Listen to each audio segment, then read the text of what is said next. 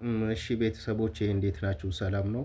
ዛሬ ደግሞ የምናየው ስለ ጎንደር እና ስለ ወረሼ የወሎ ኦሮሞ ነገስታቶች እና የፋሲልን ግንብ የገነቡት እና ጎንደርን ጎንደር ያደረጉት ከተማዋን ሀገሯንም የሚያስተዋውቁት የወሎ ነገስታቶችን እናያለን ማለት ነው።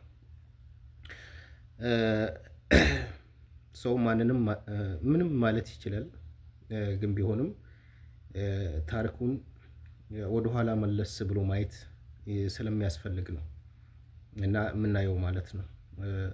ከጎንደር ንጉሶች ከወሎ ኦሮሞ ንጉሶች መካከል የኦሮሞ አገዛዝ ያጠናከረ ኢያኦስ ይባላል። ከአባቱ ከዳግማዊ ኢያሱና ከእናቱ ከዋቢ አሜሶ የተወለደ ነው። ዋቢ የጎንደር የመጀመሪያዋ የጎንደር ንግስት ተብላ ትታወቃለች። ዋቢ የጎንደር የመጀመሪያ የዋቢ ሁለት ወንድሞች ብርሌና ሉቡ ይባላሉ። ልጇ ኢያኦስ አድጎ ስልጣኑን ተረክቦ ጎንደር ማስተዳደር ሲጀምር አጎቶቹ ሉቦና ብርሌ ከወሎ አስመጥቶ በጎንደር ዙሪያ ያለውን ህዝብ እንዲያስተዳድሩ ሾማቸው ማለት ነው። ኢያኦስ አባቱ ኢያኦስ ከአጼ በካፋ ከእናቱ ከባርሳቤ ተወለደ። ባርሳቤ የእጁ ኦሮሞ ባላባት ልጅ ነች።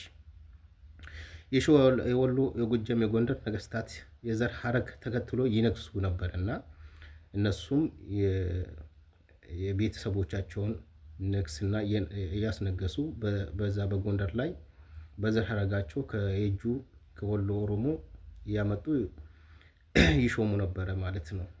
የኢያኦስ እናት ዋቢ አሜሶ የወሎ ኦሮሞ ተወላጅ የጎንደር ንግስት የመጀመሪያዊቷ ተብላ ትታወቃለች። ኢያኦስ አባቱ ዳግማዊ ኢያሱ በእናቱ በርሳቤ የእጁ ኦሮሞ ከሆነ ኢያኦስ አጎቶቹን ብርሌና ሎቡ ከወሎ አስመጡ ጎንደርን እንዲያስተዳድሩ ከሾማቸው ገዢዎቹ ኦሮሞ የጎንደር ኦሮሞች ሀገር ያደረጉት የወሎ ኦሮሞች ከሆነ ይህ ታሪክ ማንኛውም የታሪክ ሰዎች ማንበብ ይችላሉ። ታሪክ አለ፣ መጽሐፍት አለ፣ ማንበብ ትችላላችሁ ማለት ነው። እነ ኢያኦስ እነ ዋቢ እንትን እንዳደረጉ ማለት ነው። ጎንደር የወሎች የቆረቆራት ወይም ከፍ ያደረጓት ዋቢ አሜሶ ሉቦ ብርሌ ባርሳቤ ኢያሱ የባካፋ የኦሮሞ ስሞች ናቸው። ወደ ሸዋም አካባቢ እስከ ጎንደር ምናምን ነገስታቶች ስማቸውን እየቀየሩ በግዕዝ እና አማርኛ ክርስትና እየተነሱ በመጨረሻ አካባቢ ታሪክን ሲጽፉ የነበሩ ሰዎች በክርስትና ስማቸው እየጠሩ ስማቸው እንዲጠፋ ያደረጉት ታሪክ አለ። በሰሜን ኦሮሞ መካከል ለመቶ ዓመታት ሲካሄድ የነበረው የሃይማኖታዊ ጦርነት የቆሙ እስከ በ19ኛ ክፍለ ዘመን አጼ ቴዎድሮስ የእጁን ስራው መንግስትን መፈንቅለ መንግስት ካደረገ በኋላ ወይም እነራስ ጉግሳ ወሌ ጥቂት በጎንደር በኩል እንዲያስተዳድር ሲሰጡት መፈንቅለ መንግስት እስካደረገ ወቅቱ ካፈረሰ በኋላ ማለት ነው። በአውሮፓ መንግስት የሚደገፍ የሸዋ የጎንደርና በወሎ በአንድ በኩል የነበሩት የአማራ ክርስቲያናዊ ጦሮች የሃይማኖት ጦር ነበረ። የወሎ ኦሮሞዎች ላይ የራያ ኦሮሞዎች ላይ ሲዘምቱ ጋላ ይጥፋ ዱር ይግፋ ሲሉ የነበሩት ጦርነቱ በ1755 ኢያኦስ የሚለው መጽሐፍት ሂስቶሪክ በኢትዮጵያን ቮሊዩም ኑቢያ እንደ አብሲኒያ የሚለው ፔጅ 461 ላይ ማየት ይቻላል ማለት ነው። ወደ አማርኛ ሲተረጎም በ1755 ዓመተ ምህረት ንጉስ ኢያኦስ 3000 ወታደሮችን መድቦ የጎንደር ከተማ ከጠላት ይጠብቅ ነበር ይላል። ኢያኦስ የእጁ ኦሮሞ ማለት ነው። የወታደሮቹ ቤተሰብ ጓደኞች እየመጡ ሲከተላቸው ምንም አይሉም ነበረ፣ ይሾሟቸው ነው። በዛን ጊዜ በቤተ መንግስት የሚነገረው ቋንቋ የኦሮሞ ቋንቋ ነበረ፣ ቤተ መንግስቱ ማለት ነው።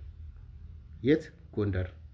ለማንኛው ጉዳይ ዋና ከተማዋ የቅማንቶችና የወሎ ኦሮሞዎች መናገሻ ነበር። ወረሼዎች በቅማንተኛ ሁረሼህ ይባል ነበር። የጎንደር የመጀመሪያ የኦሮሞ ንጉስ ጸርሰ ድንግል ያዕቆብን ወለደ። ያዕቆብ ፋሲለደስን ወለደ። ፋሲለደስ ጢኖ ሱሲኖ ወይም ጢኖ ወለደ። ጢኖ ማለት ደግሞ ትንሽ ማለት ነው። የኦሮሞ ስሞች ናቸው። ከዛ በዘለለ የክርስትና ስም ነው። የጢኖ ዋና ከተማ ጎርጎራ ይባላል።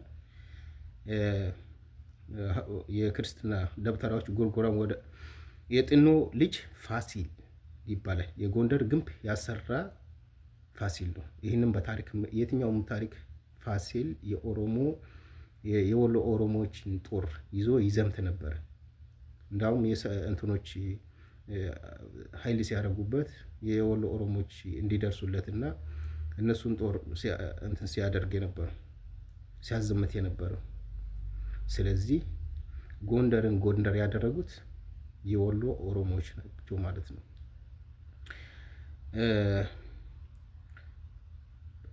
ማያከራክረው ነገር በየትኛውም አካባቢ የትኛውን ምሁራኖች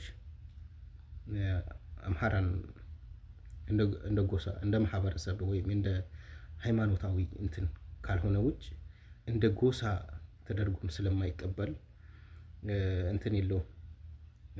ስለዚህ ጎንደር ወይም ፋሲለደስን የመሰረቱት ግንቡን የሚያሰሩት የወሎ ኦሮሞ ጎሳ የሆኑት የወረሼህ።